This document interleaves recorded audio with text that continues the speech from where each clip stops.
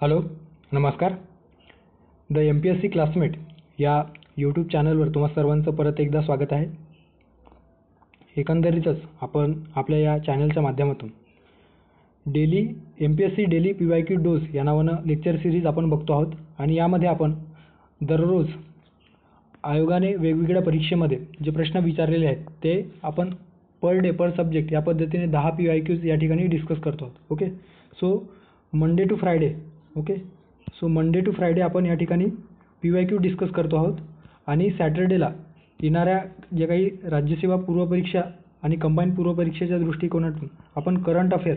Okay, so current affair संदर्भाने most expected current अफेअर्सचे जे काही 15 प्रश्न आहेत ते आपण सॅटर्डेला डिस्कस करतो आहोत. ओके, सो अशा पद्धतीने आपण ही जी काही रिव्हिजन सिरीज आहे किंवा एक लेक्चर सिरीज या ठिकाणी आपण स्टार्ट केलेलं आहे.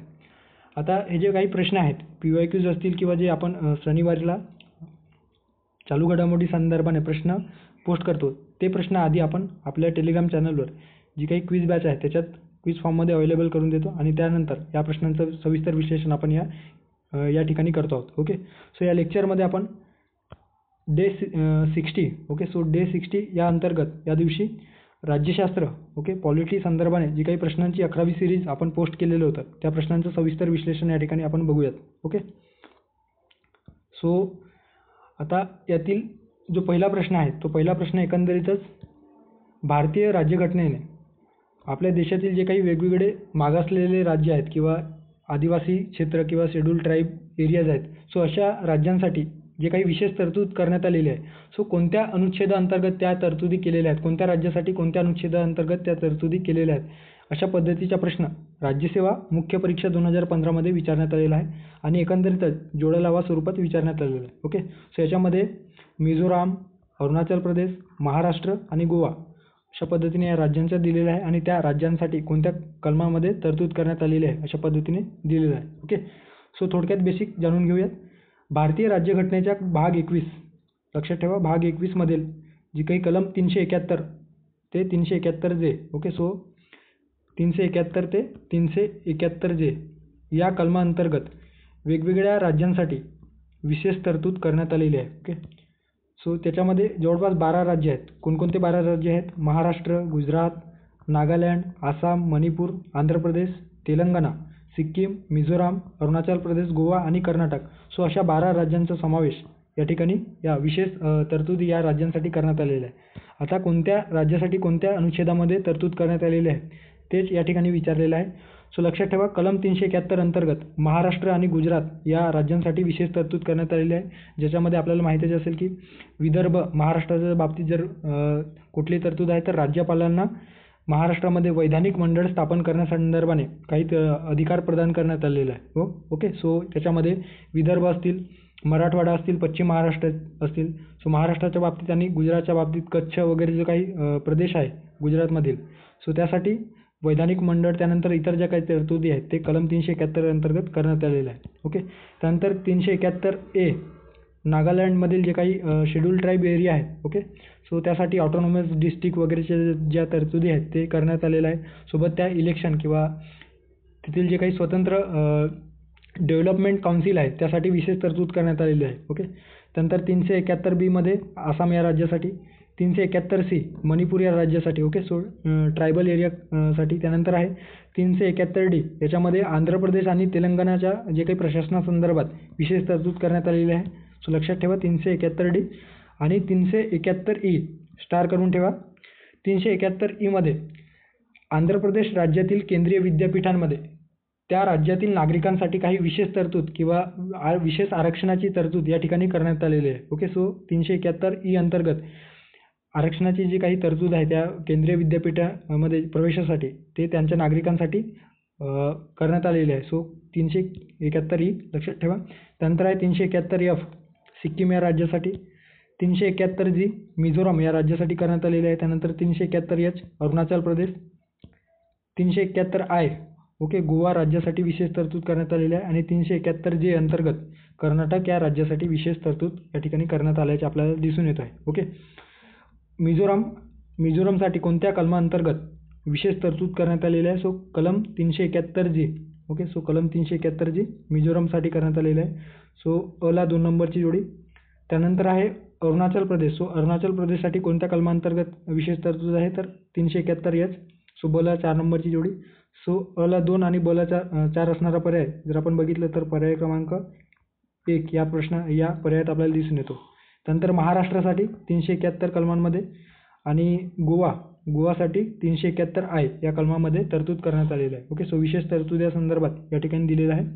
आणि विशेषतः जी काही राज्यसेवा पूर्वपरीक्षा आहे किंवा कंबाईन पूर्वपरीक्षेच्या अनुषंगाने एकंदरीतच आपलं हे जे काही PYQच्या माध्यमातून रिव्हिजन व्हावा याच उद्देशाने हे जे काही आपण रिव्हिजन सिरीज आपण सुरू केलेलं आहे. ओके, सो पुढे जाऊयात. त्यानंतर पुढचा प्रश्न आहे मंत्रिमंडळासंदर्भाने. ओके, सो केंद्रीय मंत्रिमंडळ संदर्भाने जे काही घटनात्मक तरतुदी आहे त्याविषयी या ठिकाणी प्रश्न विचारलेला आहे. पुढील विधानांपैकी कोणती विधाने बरोबर आहेत? राज्यसेवा मुख्य परीक्षा 2018. अ स्टेटमेंट दिलेलं आहे केंद्रीय मंत्रिमंडळातील जे काही सदस्य आहे किंवा केंद्रीय मंत्रिमंडळ सामूहिकरित्या संसदेला जबाबदार असतील. ओके, या ठिकाणी दिलेलं आहे संसदेला जबाबदार असतील किंवा जबाबदार असतात. ब स्टेटमेंट दिलेलं आहे लोकसभा व राज्यसभा यांचे जे काही सदस्य आहेत हे सदस्य असलेल्या व्यक्ती केंद्रीय मंत्रिमंडळामध्ये मंत्री होण्यास पात्र असतात. ओके, सो लोकसभा किंवा राज्यसभामध्ये जे सदस्य आहेत ते मंत्रिमंडळामध्ये मंत्री होण्यासाठी पात्र असतात काय अशा पद्धतीने दिलेलं आहे. ओके, सो कुठला स्टेटमेंट या ठिकाणी योग्य असणार आहे? आता भारतीय संविधानाच्या भारतीय राज्यघटनेच्या कलम 75 मध्ये केंद्रीय मंत्रिमंडळासंदर्भाने जे काही विशेष तरतूद करण्यात आलेली आहे त्यामध्ये त्या तरतुदीमध्ये कोणकोणत्या तरतुदींचा समावेश आहे ते आपल्याला माहिती असणे अपेक्षित आहे. ओके, सो हे सविस्तर बघूयात आपण. कलम 75 मध्ये कोणत्या कलमांचा समावेश किंवा कोणत्या तरतुदींचा समावेश करण्यात आलेला आहे? पंतप्रधान. ओके, पहिली तरतूद काय तर पंतप्रधानांची नेमणूक राष्ट्रपती करतील आणि इतर मंत्र्यांची नेमणूक राष्ट्रपती पंतप्रधानांच्या सल्ल्यानुसार करतील अशा पद्धतीने दिलेलं आहे. त्यानंतर मंत्रिमंडळात पंतप्रधानांसह एकूण मंत्र्यांची जी काही संख्या आहे ती लोकसभेच्या, लक्षात ठेवा, लोकसभेच्या 15% जास्त असू नये अशा पद्धतीची जी तरतूद आहे ती 2003च्या 91व्या घटना दुरुस्तीनुसार नव्याने या कलम 75 अंतर्गत समावेश करण्यात आलेला आहे.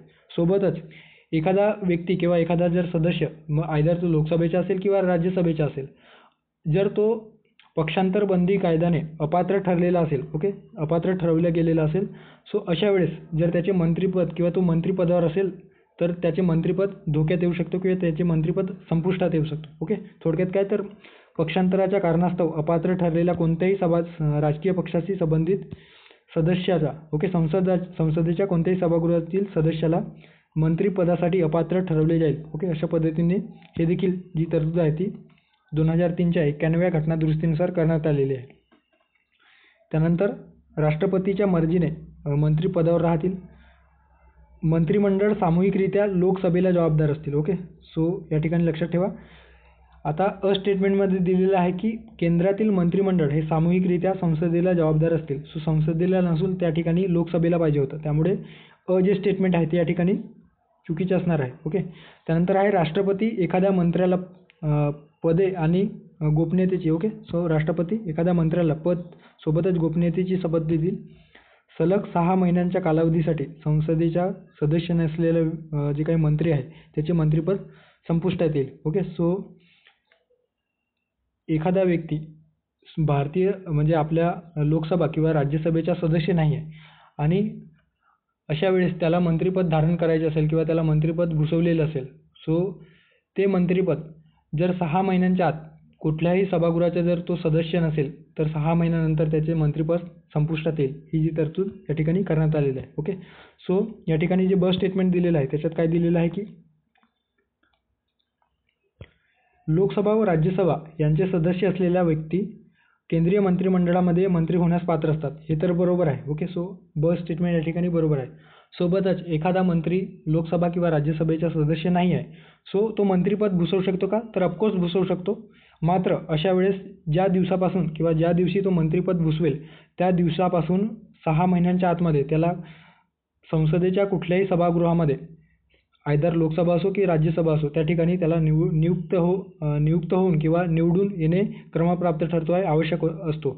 ओके, जर तो निवडून आला नाही किंवा राष्ट्रपतीद्वारे जर नियुक्त झालेलं नसेल तर अशा वेळेस त्याचे जे काही मंत्रिपद आहे ते मंत्रिपद संपुष्टात येऊ शकतो. ओके, या ठिकाणी अ जे स्टेटमेंट आहे ते चुकीचे आहे. या ठिकाणी लोकसभेला हे जे स्टेटमेंट आहे लोकसभेला पाहिजे होतं. ओके, आणि ब जे स्टेटमेंट आहे ते बरोबर आहे. ओके, सो पर्याय क्रमांक 2 फक्त ब या प्रश्नाचं योग्य पर्याय असणार आहे. पुढे जाऊयात. त्यानंतर पुढचा प्रश्न आहे, एकंदरीत national commission for scheduled tribe आणि national commission for scheduled caste संदर्भाने या ठिकाणी जे काही घटनात्मक संस्था आहेत त्याविषयी या ठिकाणी प्रश्न विचारण्यात आलेला आहे. ओके, सो कोणत्या घटनादुरुस्तीद्वारे राष्ट्रीय अनुसूचित जाती आणि अनुसूचित जमाती आयोगाचे 2 आयोगामध्ये विभाजन केले गेले अशा पद्धतीने प्रश्न विचारलेला आहे. राज्यसेवा मुख्य परीक्षा 2016 मध्ये विचारलेला एकंदरीत प्रश्न आहे. पर्याय दिलेला आहे 84वी घटनादुरुस्ती 2002, 85वी घटनादुरुस्ती 2002, 88वी घटनादुरुस्ती 2003 की 89वी घटनादुरुस्ती 2003. सो आता एकंदरीतच जे काही या घटनात्मक संस्था आहेत त्यांच्या जर आपण पार्श्वभूमी बघितलं तर आपल्याला काय दिसून येतं, तर भारतीय राज्यघटनेच्या कलम 338 मध्ये सुरुवातीला अनुसूचित जाती आणि अनुसूचित जमाती या दोन्ही समुदायासाठी एकच जे काही अधिकार आहे किंवा एकच अधिकारपद तयार करण्यात आलेले होते.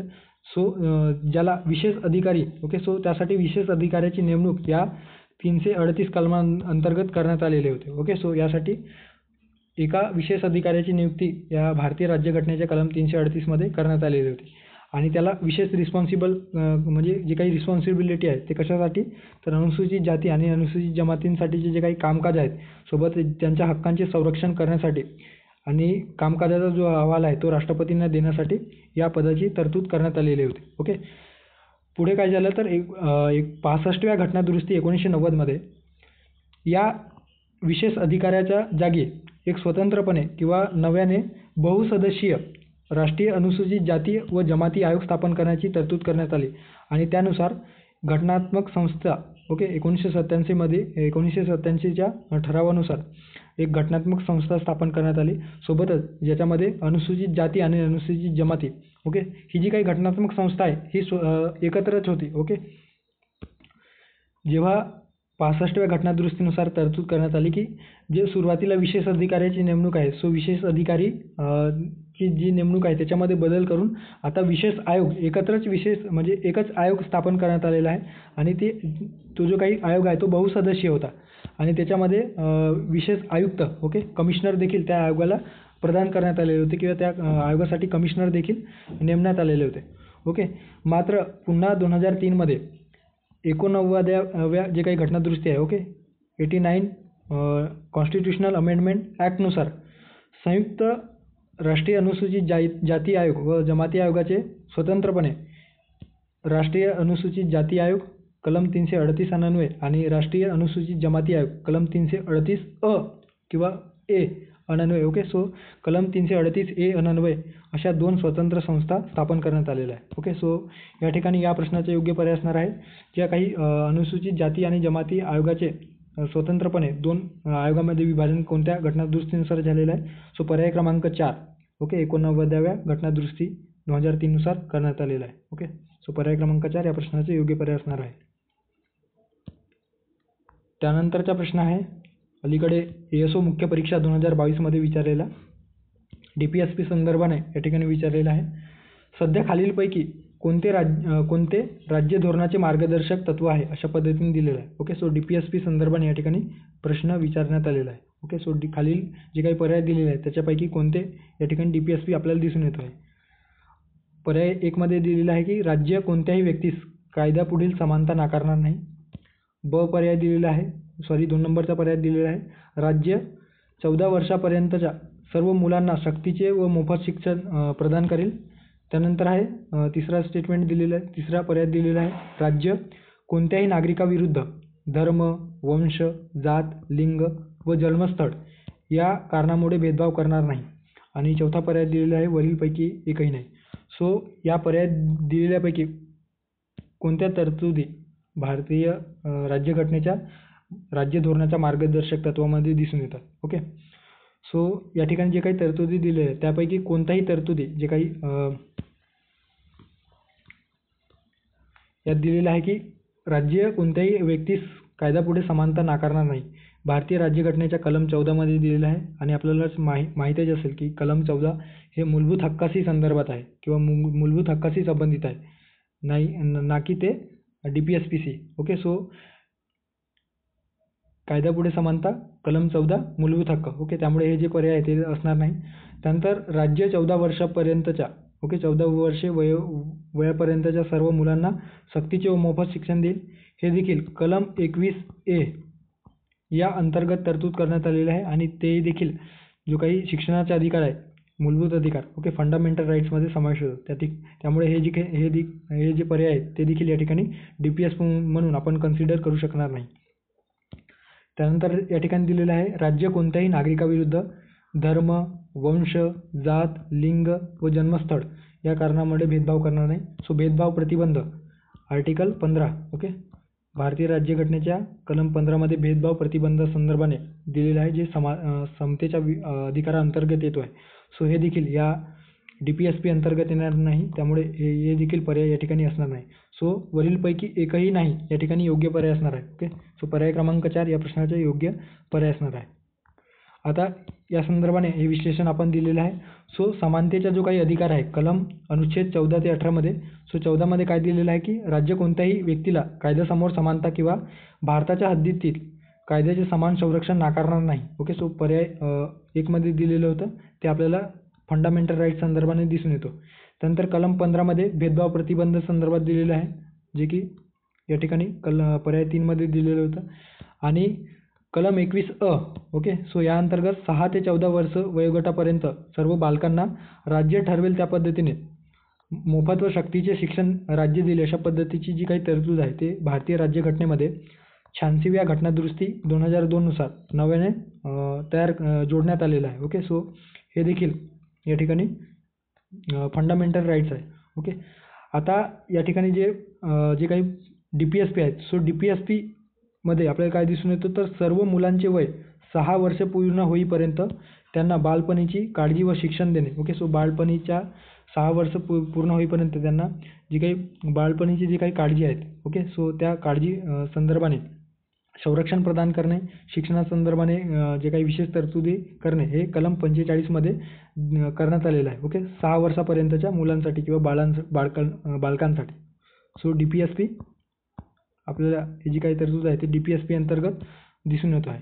त्यानंतर जे काही या ठिकाणी जे दिलेलं आहे, सो 11वा जो मूलभूत कर्तव्य आहे, त्या मूलभूत कर्तव्यामध्ये 6 ते 14 वर्ष वयोगटातील मुलांना किंवा आपल्या पालक शिक्षणाच्या संधी उपलब्ध करून देतील अशा पद्धतीची जी काही शिक्षणाच्या संधी उपलब्ध करून देणे या संदर्भाचे जे काही मूलभूत कर्तव्य आहे ते भारतीय राज्यघटनेमध्ये 86व्या घटनादुरुस्तीनुसार जोडण्यात आलेलं आहे. सो कुठलाही या ठिकाणी DPSP दिसून येत नाही, त्यामुळे पर्याय क्रमांक 4 या प्रश्नाचं योग्य पर्याय असणार आहे. त्यानंतर पुढचा प्रश्न आहे, एकंदरीत स्टेटमेंट वाईज या ठिकाणी प्रश्न विचारलेला आहे. खालील विधाने विचारात घ्या. स्टेटमेंट दिलेलं आहे, केंद्र आणि राज्य यांच्यामधील कायदेविषयक संबंध राज्य घटनेच्या 11व्या भागातील अनुच्छेद 245 ते 255 अंतर्गत मध्ये सांगितलेलं आहे. सो या ठिकाणी जे काही केंद्र राज्य संबंध आहे, त्या केंद्र राज्य संबंधाच्या संदर्भाने 11व्या भागामध्ये अनुच्छेद 245 ते 255 मध्ये कोणत्या तरतुदी दिलेल्या आहेत ते आपल्याला माहिती असणे अपेक्षित आहे. त्यानंतर केंद्र व राज्य या दरम्यान जे काही आर्थिक संबंध आहेत ते राज्यघटनेच्या 11व्या भागातील अनुच्छेद 256 ते 263 मध्ये सांगितलेलं आहे, असं B स्टेटमेंटमध्ये दिलेलं आहे. आणि जे काही C स्टेटमेंट किंवा क स्टेटमेंटमध्ये काय दिलेलं आहे तर प्रशासकीय संबंध. सो 12व्या भागातील अनुच्छेद 268 ते 293 मध्ये सांगितलेलं आहे. सो कोणता पर्याय जे आहे, कोणतं स्टेटमेंट या ठिकाणी योग्य असणार आहे. सो पर्याय जे काही बरोबर स्टेटमेंट आहे त्या ठिकाणी आपल्याला ओळखायचं आहे. आता हे जे काही इन्फॉर्मेशन किंवा माहिती दिलेली आहे त्याच्यामध्ये काय दिलेलं आहे की राज्यघटनेच्या भाग 11 मध्ये कलम 245 ते 255 मध्ये केंद्र व राज्य यांच्या दरम्यान कायदेविषयक संबंधाचा उल्लेख केलेला आहे. सो केंद्र व राज्य यांच्यामध्ये जे काही कायदेविषयक संबंध आहे ते आपल्याला भाग 11 मधील 245 ते 255 मध्ये दिसून येतो. सो जे स्टेटमेंट आहे ते या ठिकाणी योग्य असणार आहे. आता जे काही महत्त्वाच्या तरतुदी आहेत याच्यामध्ये कायदेविषयक संबंधामध्ये ते लक्षात ठेवा. 249 अंतर्गत, कलम 249 अंतर्गत राष्ट्रीय हिताच्या दृष्टीने राज्यसूचीतील एखाद्या विषयासंदर्भात कायदा करण्याचा अधिकार संसदेला प्रदान करण्यात आलेला आहे. खूप महत्त्वाचं जे काही कलम आहे, अनुच्छेद आहे ते त्या ठिकाणी लक्षात घ्या. त्यानंतर कलम 252 किंवा अनुच्छेद 252 अंतर्गत 2 किंवा अधिक राज्यांसाठी इतर कोणत्याही राज्यांच्या संमतीने अशा कायद्या 2 किंवा अधिक राज्यांच्या किंवा त्यापेक्षा अधिक राज्यांच्या संमतीने अशा कायद्यांचा अवलंब करून संसदेला त्या राज्यांसाठी कायदे करण्याचा अधिकार आहे. ओके, थोडक्यात काय तर कलम 252 अंतर्गत 2 किंवा त्यापेक्षा अधिक राज्य एकत्र येऊन आपल्या त्या राज्यांसाठी विशेष तरतूद करा अशा पद्धतीने जर शिफारस संसदेकडे केलेली असेल, सो अशा वेळेस संसद त्या राज्यांसाठी विशेष कायदा करू शकतो. ओके, सो कलम 252 मध्ये दिलेला आहे. ओके, त्यानंतर जे काही प्रशासकीय संबंध आहेत ते प्रशासकीय संबंध परत भाग 11 मधील 256 ते 263 मध्ये दिलेलं आहे. ओके, आणि आपल्याला प्रश्नात विचारलेलं होतं की प्रश्नात जे काही क स्टेटमेंट आहे त्याच्यात प्रशासकीय संबंध भाग 12 मध्ये दिलेला आहे आणि 268 ते 293 वर्षात दिलेलं आहे. ओके, जे की प्रशासकीय जे संबंध आहे ते भाग 11 मध्ये दिलेले आहे आणि ते कलम 256 ते 263 या कलमांतर्गत दिलेलं आहे. त्यामुळे या ठिकाणी क जे स्टेटमेंट आहे ते चुकीचे असणार आहे. आता प्रशासकीय संबंधाने जे काही महत्त्वाच्या जे काही कलम आहेत ते लक्षात ठेवा. 262 कलमामध्ये आंतरराज्यीय नद्या किंवा नदी खोऱ्यांचा जे काही पाणी वाटप करार आहे किंवा पाणी वाटपासंदर्भात जो विवाद आहे त्या विवादाचा निपटारा करण्यासाठी किंवा तो विवाद सोडवण्यासाठी विशेष तरतूद आंतरराज्यीय नदी वाटप करारासंदर्भात या ठिकाणी विशेष संस्था स्थापन करण्यासंदर्भात तरतूद या कलमांतर्गत करण्यात येतो. आणि 263 अंतर्गत आंतरराज्य परिषद ओके इंटरस्टेट काउन्सिलची जी काही तरतूद आहे ती 263 अंतर्गत करण्यात येतो आहे. ओके, सो इंटरस्टेट काउन्सिलची जी काही स्थापना आहे किंवा इस्टॅब्लिशमेंट आहे ते या कलमांतर्गत 263 अंतर्गत करण्यात येतो. त्यानंतर तिसरं जे स्टेटमेंट किंवा तिसरं जे या ठिकाणी इन्फॉर्मेशन दिलेलं आहे त्याच्यामध्ये आर्थिक हितसंबंध किंवा आर्थिक संबंधाशी या ठिकाणी दिलेलं आहे. सो कलम 268 ते 293 मध्ये केंद्र व राज्य संदर्भाने जे काही आर्थिक संबंध आहे त्या संदर्भात या ठिकाणी भारतीय राज्यघटनेमध्ये तरतूद करण्यात आलेली आहे. ओके, आता ब स्टेटमेंटमध्ये दिलेलं होतं की केंद्र आणि राज्य यामधील आर्थिक संबंध राज्यघटनेच्या 11व्या भागामध्ये अनुच्छेद 256 ते 263 अंतर्गत करण्यात आलेलं आहे. सो ते चुकीचे असणार आहे कारण 256 ते 263 मध्ये आताच आपण बघितलं प्रशासकीय संबंधाचा जे काही तरतूद आहे ते करण्यात आलेलं आहे. सो आर्थिक संबंध भाग 12 मधील 268 ते 293 अंतर्गत करण्यात आलेलं आहे. ओके, सो ब आणि क जे स्टेटमेंट आहे ते या ठिकाणी चुकीचे असणार आहे. ओके, त्यामुळे योग्य विचारलेलं आहे. सो या ठिकाणी जर पर्याय बघितले तर याच्यामध्ये योग्य पर्याय असणार आहे फक्त विधान अ. ओके, पर्याय क्रमांक 1 या प्रश्नाचं योग्य पर्याय असणार आहे. आता आर्थिक जे काही केंद्र राज्य संदर्भाने जे आर्थिक संबंध आहे त्या संदर्भात जे महत्त्वाच्या कलम या ठिकाणी तुम्ही लक्षात ठेवू शकता. कलम 275 अंतर्गत राज्यांना केंद्राकडून जे काही विविध अनुदान दिले जातो त्या संदर्भाने उल्लेख करण्यात आलेला आहे. त्यानंतर आहे अनुच्छेद 292 मध्ये भारत सरकारकडून घेतलेले कर्ज. भारत सरकारने वेगवेगळ्या संस्थांकडून घेतलेले कर्ज याची जी काही तरतूद आहे ते या 292 मध्ये करण्यात आलेलं आहे आणि 293 मध्ये वेगवेगळ्या राज्यांनी केंद्र सरकारकडून किंवा वेगवेगळ्या संस्थांकडून घेतलेले कर्जाची तरतूद आहे ते या कलम 293 अंतर्गत करण्यात आलेलं आहे. ओके, सो पर्याय क्रमांक 1 या प्रश्नाचा योग्य पर्याय असणार आहे. त्यानंतरचा प्रश्न आहे भारतातील संघराज्य व्यवस्थेच्या संदर्भात. ओके, सो भारतातील संघराज्य व्यवस्थेच्या संदर्भात खालीलपैकी कोणते वैशिष्ट्य योग्य आहे अशा पद्धतीने प्रश्न विचारलेला आहे आणि अलीकडे एएसओ मेन्समध्ये विचारलेला प्रश्न. ओके, सो 2022च्या मुख्य परीक्षेत एएसओ मुख्य परीक्षेत विचारलेला प्रश्न. सो संघराज्य व्यवस्थेच्या संदर्भात विचारलेला आहे. अ संविधानाची सर्वोच्चता. ब दिलेला आहे केंद्र व राज्य सरकारांमध्ये सत्तेचे विभाजन. क दिलेला आहे स्वतंत्र न्यायव्यवस्थेचे अस्तित्व आणि ड दिलेला आहे मंत्रिमंडळाची सर्वोच्चता. थोडक्यात काय तर प्रश्नामध्ये विचारलेलं आहे की संघराज्य व्यवस्था संदर्भात जे काही वैशिष्ट्य आहे ते खालीलपैकी कोणते वैशिष्ट्य संघराज्य व्यवस्थेच्या संदर्भाने दिसून येतात अशा पद्धतीने दिलेलं आहे. सो जर आपण या ठिकाणी बघितलं तर संघराज्य व्यवस्था म्हणजे काय तर थोडक्यात संघराज्य व्यवस्था म्हणजे राज्य आणि केंद्रामध्ये जी काही अधिकारांची विभागणी झालेली असते किंवा स्वतंत्रपणे आपल्या कार्यक्षेत्रामध्ये ते कार्य करत असतात.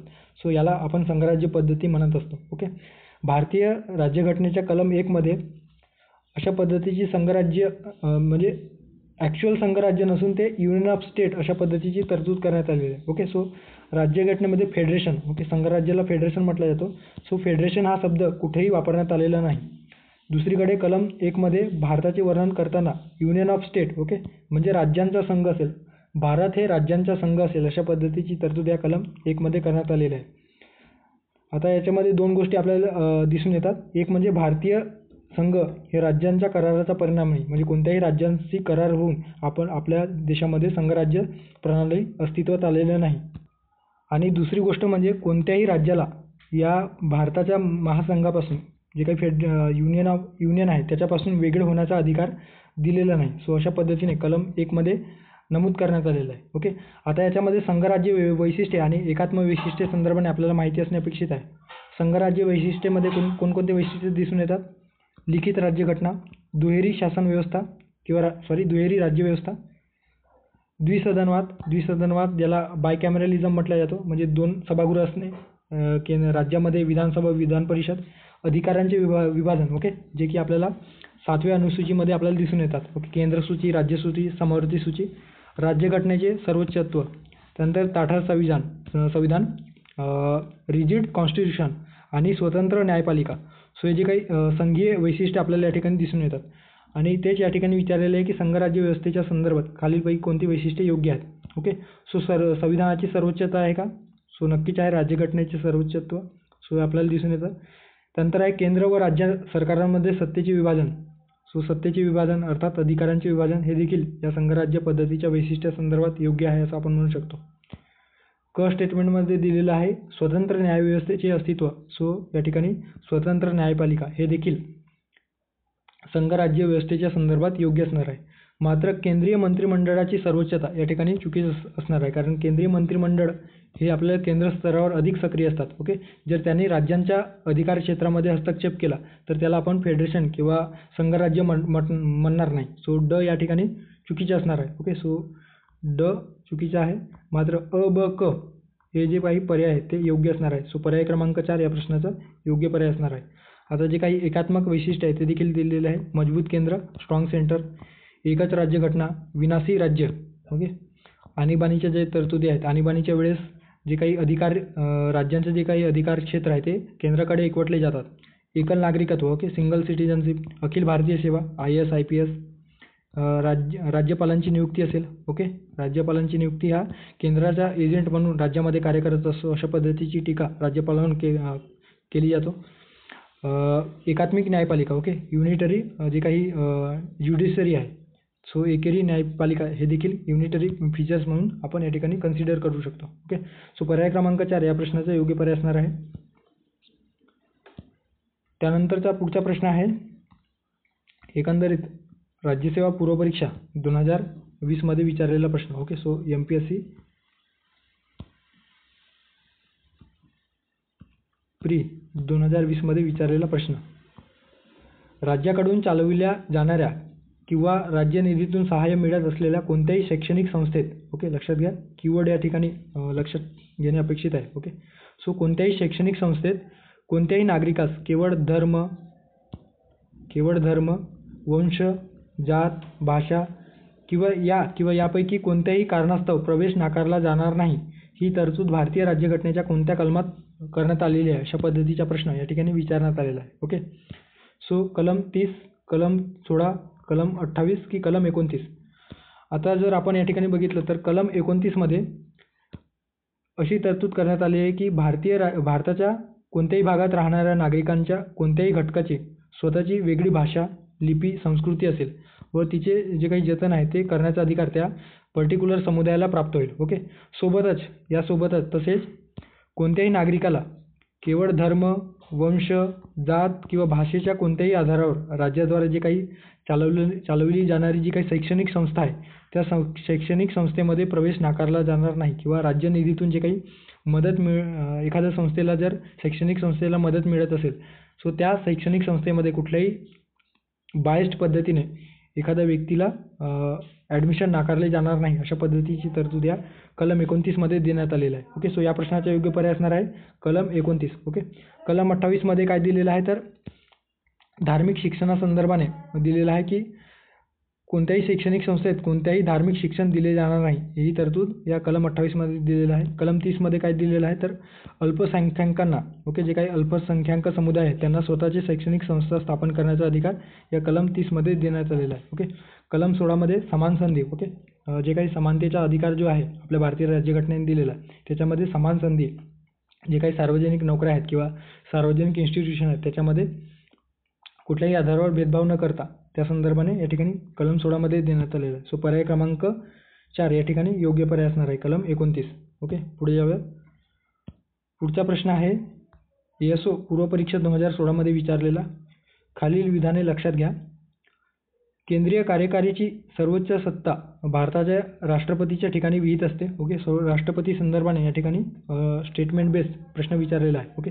सो केंद्रीय कार्यकारिणी जी असते त्याची जी काही सर्वोच्च सत्ता असते ते भारताच्या राष्ट्रपतीच्या ठिकाणी विहित असते काय. ब स्टेटमेंट दिलेलं आहे भारताच्या राष्ट्रपतीला पंतप्रधान व मंत्रिमंडळाच्या सल्ल्याची गरज नाही. क स्टेटमेंट दिलेलं आहे भारताच्या राष्ट्रपती लोकसभा गृहाचे विसर्जन करण्याचा अधिकार राष्ट्रपतींना प्राप्त होतात काय. सो कोणतं स्टेटमेंट या ठिकाणी योग्य असणार आहे. आता जे काही भारतीय राज्यघटनेच्या भाग 5मध्ये कलम 52 ते 78मध्ये जे काही संघ कार्यकारिणी संदर्भाने ओके संघीय जे काही एक्झिक्युटिव्ह आहे त्या संदर्भाने तरतूद करण्यात आलेली आहे. ज्याच्यात कलम 52मध्ये भारतासाठी एक राष्ट्रपती असेल अशा पद्धतीची तरतूद करण्यात आलेली आहे. आता या राष्ट्रपतींना वेगवेगळे जे काही अधिकार मिळालेले आहेत ओके विशेष अधिकार किंवा अधिकार त्याच्यामध्ये कार्यकारी अधिकार ज्याला एक्झिक्युटिव्ह पॉवर म्हटलं जातो, विधिविषयक अधिकार लेजिस्लेटिव्ह पॉवर, आर्थिक अधिकार इकॉनॉमिक पॉवर ओके, न्यायालयीन अधिकार ज्युडिशियरी जे काही पॉवर आहे, त्यानंतर राजनैतिक ओके जे काही डिप्लोमॅटिक ऑथॉरिटी किंवा पॉवर आहे, त्यानंतर लष्करी मिलिटरी पॉवर, आणीबाणीविषयक अधिकार ओके. सो इमर्जन्सी संदर्भाने जे काही राईट्स आहेत ते राष्ट्रपती संदर्भाने या ठिकाणी आपल्याला माहिती असणे गरजेचे आहे.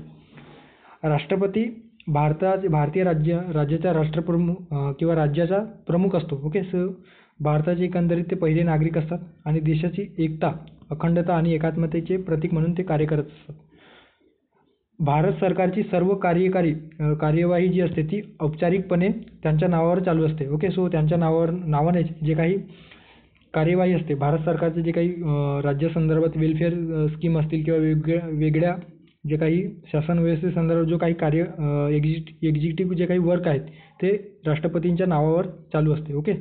सो त्यामुळे जे स्टेटमेंट आहे की केंद्रीय कार्यकारीची सर्व सत्ता राष्ट्रपतींच्या ठिकाणी विहित असते. सो या ठिकाणी जे स्टेटमेंट आहे ते बरोबर असणार आहे. राष्ट्रपती संसदेचे अधिवेशन बोलवू शकतात. संसदेचे जे काही अधिवेशन आहे ते बरखास्त करू शकतात किंवा लोकसभा नष्ट करू शकतात. लोकसभा नष्ट करणं म्हणजे काय तर जे काही सरकार आहे ते सरकार जर कुठल्याही सरकार मेजॉरिटी जर लोकसभेमध्ये त्यांनी सिद्ध केलेलं नसेल तर अशा वेळेस त्या जो काही सरकारला आहे ते सरकार बरखास्त किंवा नष्ट करू शकतात ओके. सो त्यालाच लोकसभा नष्ट करू शकतात म्हटलेलं आहे. सो या ठिकाणी जे स्टेटमेंट आहे की भारताचे राष्ट्रपती लोकसभा गृहाचे विसर्जन करण्याचा अधिकार त्यांना आहे का. सो बरोबर आहे देखील या ठिकाणी योग्य आहे ओके.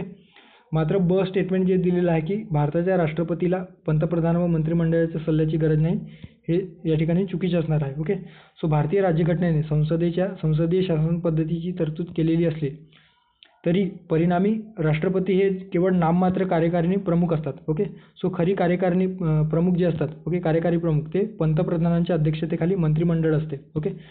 दुसऱ्या शब्दात सांगायचे तर राष्ट्रपतींना पंतप्रधानांच्या अध्यक्षतेखाली मंत्रिमंडळाच्या मदतीने आणि सल्ल्याने आपले अधिकार आणि कार्य जे असतात ते पार पाडावी लागतात ओके. त्यामुळे ब स्टेटमेंट या ठिकाणी चुकीचे असणार आहे. सो आणि क असणारा पर्याय क्रमांक 3 या ठिकाणी योग्य पर्याय असणार आहे. त्यानंतरचा पुढचा प्रश्न आहे विशेषाधिकार समिती ओके. सो विशेषाधिकार समिती संदर्भाने या ठिकाणी प्रश्न विचारलेला आहे. विशेषाधिकार समिती संदर्भात खालीलपैकी कोणते विधान बरोबर नाही ओके. बरोबर नाही म्हणजे काय चुकीचे आहे. राज्यसेवा पूर्वपरीक्षा 2020मध्ये विचारलेला प्रश्न. लोकसभा नियम 222 आणि राज्यसभा नियम 187 हे विशेषाधिकारासंबंधी आहे. ब स्टेटमेंट दिलेलं आहे लोकसभेत 15 सदस्य असलेली विशेषाधिकार समिती ही सभापती नामनिर्देशित करतात. त्यानंतर आहे तिसरा पर्याय राज्यसभेत उपाध्यक्ष हेच विशेषाधिकार समितीचे प्रमुख असतात ज्या समितीस 15 सदस्य असतात. सो कोणतं या ठिकाणी योग्य नाही ओके. बरोबर नाही म्हणजे चुकीचं आहे ओके. वरीलपैकी कोणतेही नाही. सो विशेषाधिकार जी काही समिती आहे त्या विशेषाधिकार समिती संदर्भात आपल्याला काय दिसून येतं तर राज्यसभेचे जे काही रूल्स आहे ओके रूल बुक त्याच्यामध्ये प्रकरण 16 मध्ये कलम जे काही नियम आहे रूल 187 मध्ये या विशेष अधिकार संदर्भाने तरतूद करण्यात आलेले आहे. ओके सो राज्यसभेच्या नियम पुस्तिकेमध्ये प्रकरण 16 मध्ये नियम क्रमांक 187 मध्ये विशेषाधिकार समिती संदर्भाने तरतूद करण्यात आलेले आहे. ॲट द सेम टाईम लोकसभेच्या नियम पुस्तिकेमध्ये 222 या नियम क्रमांक 222 मध्ये या विशेषाधिकार समिती संदर्भाने तरतूद करण्यात आलेली आहे. ओके संसद सदस्यांना जे काही विशेषाधिकार प्राप्त होतात त्या विशेषाधिकार संदर्भात जे काही तरतुदी आहेत ते या नियमांमध्ये आपल्याला दिसून येतो आहे. ओके आता या समितीचे जे काही काम आहे ते अर्धन्यायिक okay quasi judicial in nature असतात. ओके ज्यामध्ये सभागृह आणि सदस्यांच्या विशेषाधिकारच्या भंगांच्या प्रकरणांची तपासणी करणे आणि त्या संदर्भात योग्य कार्यवाहीची शिफारस करणे हे या समितीद्वारे एखादा सदस्य जर विशेषाधिकार संदर्भाने एखाद्या सदस्याचा जर अधिकारांचे हनन करत असेल सो अशा वेळेस त्या सदस्यांची तपासणी करणे आणि योग्य ते उचित कारवाई संदर्भात शिफारस करण्याची जी काही जबाबदारी असते ते या समितीकडे असते. ओके या समितीमध्ये लोकसभेचे जे काही सदस्य ते 15 सदस्य या लोकसभेतून 15 सदस्य या विशेषाधिकार समितीमध्ये असतात तर राज्यसभेच्या जे काही राज्यसभेकडून 10 सदस्य निवडले जातात. ओके सो या समितीमध्ये राज्यसभेतून 10 सदस्य तर लोकसभेतून 15 सदस्य असतात. ओके आता पहिल्या पर्यायात दिलेला आहे लोकसभा नियम 222 मध्ये आणि राज्यसभा नियम 187 मध्ये या विशेषाधिकार संदर्भात या विशेष अधिकार समिती संदर्भात आहे का? सो बरोबर आहे. लोकसभेत 15 सदस्य असलेली विशेषाधिकार समिती सभापती नामनिर्देशित करत असतात का? बरोबर आहे. राज्यसभेत उपाध्यक्ष हेच विशेषाधिकार समितीचे प्रमुख असतात. ज्या समितीस 15 सदस्य असतात. ओके सो राज्यसभेत उपाध्यक्ष हे विशेषाधिकार समितीचे प्रमुख असतात काय? सो या ठिकाणी हे बरोबर आहे. मात्र या समितीचे जे काही सदस्य असतात ते 15 नसून त्या समितीमध्ये विशेषाधिकार समितीमध्ये राज्यसभेकडून 10 सदस्यांची निवड केली जाते. त्यामुळे या ठिकाणी 15 सदस्य चुकीचे असणार आहे आणि आपल्याला चुकीचं विचारलेलं होतं त्यामुळे पर्याय क्रमांक 3 या प्रश्नाचा योग्य पर्याय असणार आहे.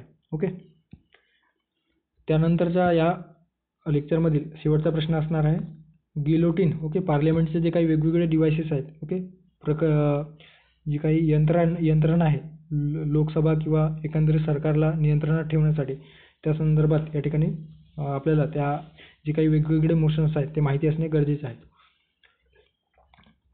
प्रश्न दिलेला आहे गिलोटिनचे तत्व म्हणजे ओके परत ESO मुख्य परीक्षा 2022 मध्ये विचारलेला प्रश्न. ओके सो गिलोटिन म्हणजे काय? आता क्लोजर मोशन्स ओके भारतीय संविधानामध्ये क्लोजर मोशन संदर्भात अर्थात चर्चा समाप्ती म्हणजे काय?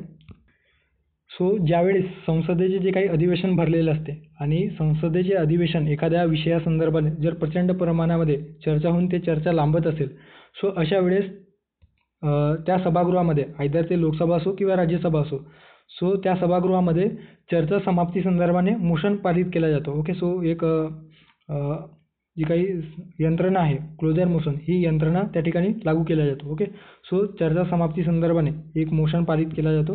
सो सभागृहासमोरील एखाद्या विषयावरील चर्चा कमी करण्यासाठी किंवा ते चर्चा रद्द करण्यासाठी संदर्भाने हा प्रस्ताव आपल्याला दिसून येतो आहे. या प्रस्तावामध्ये सभागृहाने जर हा प्रस्ताव सभागृहाने मंजूर केला तर तात्काळ जो काही चर्चा सुरू असेल लांबलचक चर्चा जर चालू असेल सो अशा वेळेस तो चर्चा थांबवून त्या संदर्भाने मतदान घेतलं जातो आणि जर तो चर्चा थांबवायचा का अशा पद्धतीने जर मतदान आहे किंवा त्या मतदानातून निदर्शनात आले असेल तर अशा वेळेस एखादा विषयासंदर्भात जी चर्चा आहे ती थांबवली जाते आणि पुढच्या जे काही नवीन चर्चा त्या ठिकाणी घेतली जाते. ओके सो याला क्लोजर मोशन म्हटलं जातं इंग्लिशमध्ये. त्याचे 4 प्रकार आहेत. ओके एक साधारण समाप्ती, त्यानंतर आहे कंपार्टमेंटद्वारे समाप्ती. ओके त्यानंतर कांगारू समाप्ती आणि गिलोटिन समाप्ती. Okay so kangaroo motion, compartment motion आणि जनरल मोशन आणि गिलोटिन मोशन अशा पद्धतीने याला इंग्लिशमध्ये म्हटलं जातं आहे. साधारण समाप्ती म्हणजे काय तर जेव्हा एखादा सदस्य एखाद्या विधेयकासंदर्भात किंवा एखाद्या विषयासंदर्भात पुरेशी चर्चा झालेल्या विषयावर आता मतदान घ्या अशा पद्धतीने जेव्हा प्रस्ताव मांडतो ओके एखाद्या विषयावर सविस्तर चर्चा झालेली आहे आणि आता त्यावर मतदान घ्यायचं आहे. अशा पद्धतीने जेव्हा चर्चा समाप्ती संदर्भात जो प्रस्ताव मांडला जातो तर त्याला साधारण समाप्ती म्हटलं जातो. ओके. सो लक्षात ठेवा, पुरेशी चर्चा झाल्यानंतर जी काही प्रस्ताव मांडला जातो साधारण समाप्ती संदर्भात त्याला आपण या ठिकाणी जनरल क्लोजर मोशन म्हटलं जातो आहे. ओके. कंपार्टमेंटद्वारे समाप्ती म्हणजे काय, तर या प्रकरणात चर्चा सुरू होण्यापूर्वी कोणत्या विधेयकावर किंवा कोणत्या विषयावर आपल्याला चर्चा करायची आहे. सो असे 4-5 विषय एकत्रच ते क्लॉजमध्ये ते कन्सिडर केला जातो की आपल्याला समजा ए नावाचं जे काही ए विषयावर चर्चा करायची आहे, बी विषयावर चर्चा करायची आहे, सी विषयावर चर्चा करायची आहे आणि डी विषयावर चर्चा करायची आहे. सो या 4ही विषयावर एक स्वतंत्रपणे यासाठी एकदाच मतदान घेतले जाते आणि हे एका वेळेसच त्या ठिकाणी पारित करण्याचा प्रयत्न या कंपार्टमेंट मोशनद्वारे केला जातो. आणि हे जे काही प्रस्ताव आहे ते पारित झालेलं असेल तर या 4ही विषय त्या ठिकाणी परिपूर्णपणे डिस्कस झालेले आहे आणि आता त्यावर मतदान घेण्याची वेळ आहे अशा पद्धतीने ठरवलं जातं. सो याला कंपार्टमेंट मोशनद्वारे समाप्ती म्हटलं जातं. त्यानंतर कांगारू मोशन म्हणजे काय, तर या प्रकरणाअंतर्गत केवळ महत्त्वाची कलमे चर्चेसाठी किंवा मतदानासाठी घेतली जातात आणि जे काही मध्यंतरीचे जे काही कलमे आहेत ते या ठिकाणी वगळले जातात. ओके. जे काही आवश्यक कलम आहेत एखाद्या विषयासंदर्भाने एखादा विधेयक जर पारित करायचं आहे तर त्यामध्ये कोणते कलमा महत्त्वाचे आहेत ते या कांगारू मोशनद्वारे ठरवले जातो आणि त्या ठिकाणी केवळ त्या महत्त्वाच्या कलमावर किंवा त्या विषयावर मतदान घेतले जाते आणि त्या ठिकाणी ती जी काही चर्चा समाप्ती केली जाते त्याला कांगारू मोशन म्हटलं जातो आहे. त्यानंतर आहे गिलोटीन समाप्ती. आता जे प्रश्नात विचारलेलं आहे तर गिलोटीन समाप्ती म्हणजे काय, तर एखाद्या विधेयकातील किंवा ठरावातील चर्चा न झालेल्या कलमांनाही वेळेअभावी ओके सो चर्चा करण्यासाठी जर पुरेशी वेळ नसेल तर अशा वेळेस एखादा चर्चा झालेल्या विषयासोबत जेव्हा पारित केला जातो किंवा त्यावर प्रस्ताव मंजूर केला जातो सो त्याला गिलोटीन समाप्ती म्हटला जातो. ओके. सो थोडक्यात काय, तर समजा गिलोटीन म्हणजे काय, गिलोटीनचा अर्थ होते आपल्याला जर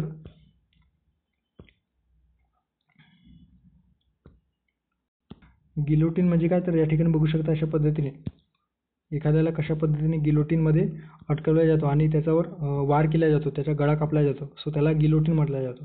तशाच पद्धतीने या ठिकाणी आपल्याला गिलोटीनमध्ये काय दिसून येतं, सो गिलोटीन क्लोजर मोशनमध्ये समजा ए नावाचा विषय आहे आणि यावर सविस्तर चर्चा झालेली आहे, मात्र बी आणि सी या विषयावर चर्चा करण्यासाठी पुरेसा वेळ आता पार्लमेंटमध्ये किंवा संसदेकडे नाही. सो अशा वेळेस काय केलं जाईल, तर बी आणि सी विषय या ए सोबतच एसाठी जेव्हा मतदान करण्यात येईल, ए पारित झालेला आहे किंवा नाही अशा या विषयासंदर्भात जेव्हा मतदान घेण्यात येईल त्या ए सोबतच या बी आणि सीचा देखील विचार केला जाईल, कुठलाही बी आणि सी संदर्भात चर्चा न करता आणि त्या संदर्भाने या ठिकाणी मतदान घेतलं जाईल. आणि समजा हा ए जो काही विषय आहे तो पारित झालेला असेल तर त्यासोबतच बी आणि सी देखील हे जे काही विषय आहेत किंवा त्या संदर्भात जे काही कायदे आहेत ते देखील पारित झालेला आहे असा कन्सिडर केला जातो आहे. त्याला गिलोटीन समाप्ती म्हटलं जातो आहे. ओके. सो अशा पद्धतीने या ठिकाणी गिलोटीनचे तत्व आपल्याला दिसून येतो. आता जर प्रश्नात या ठिकाणी जर आपण बघितलं तर काय दिलेलं आहे, पर्याय क्रमांक 1 मध्ये दिलेला आहे एकूण रकमेमधून विशिष्ट रक्कम कपात करणे. पर्याय 2 मध्ये दिलेलं आहे एकूण रकमेमधून ₹100 कपात करणे. हे देखील नसणार आहे कारण हे जे काही अनुदान संदर्भात आपल्याला दिसून येत आहे. त्यानंतर एकूण रकमेमधून फक्त ₹1पर्यंतची जी काही मागणी आहे ते कपात करणे हे देखील नसणार आहे. ओके. मात्र पर्याय क्रमांक 4 मध्ये दिलेला आहे कोणत्याही चर्चा किंवा छाननीशिवाय ओके कुठल्याही क्लॉजवर किंवा कुठल्याही विषयावर चर्चा न करता किंवा त्याच्यावर तपासणी न करता मागणीवर थेट मतदान घेणे. ओके. एखाद्या विषयावर चर्चा झालेली असेल तर इतर विषय त्या विषयासोबत मतदान घेऊन ते पारित करणे. सो पर्याय क्रमांक 4 या प्रश्नाचं योग्य पर्याय असणार आहे. सो अशा पद्धतीने 10 प्रश्न आपण या ठिकाणी सविस्तर डिस्कस केलेले आहे. आता जे आपण या ठिकाणी प्रश्न डिस्कस केलेले आहेत ते या ठिकाणी आपण जे काही क्विज बॅच आपल्या टेलिग्रामवर सुरू केलेलं आहे त्याच्यामध्ये हे जे प्रश्न आहेत ते आपण क्विज फॉर्ममध्ये अवेलेबल करून देतो. एकंदरीतच मंडे टू फ्रायडे आपण हे PYQs 10 PYQs डिस्कस करतो पर डे पर सब्जेक्ट आणि सॅटर्डेला आयोगाच्या धर्तीवर चालू घडामोडी संदर्भाने 15 प्रश्न मोस्ट एक्सपेक्टेड 15 प्रश्न या ठिकाणी आपण पोस्ट करतो आहोत आणि त्या प्रश्नांचं सविस्तर विश्लेषण आपण करतो आहोत. ओके. सो त्या संदर्भाने जर तुम्हाला एनरोल करायचं असेल तर या ठिकाणी टेलिग्राम चॅनलची लिंक दिलेली आहे, ते तुम्ही त्या ठिकाणी व्हिजिट केल्यानंतर सविस्तर याविषयी माहिती मिळेल. सो थांबूया या ठिकाणी, भेटूया पुढच्या व्हिडिओमध्ये. थँक्यू, धन्यवाद.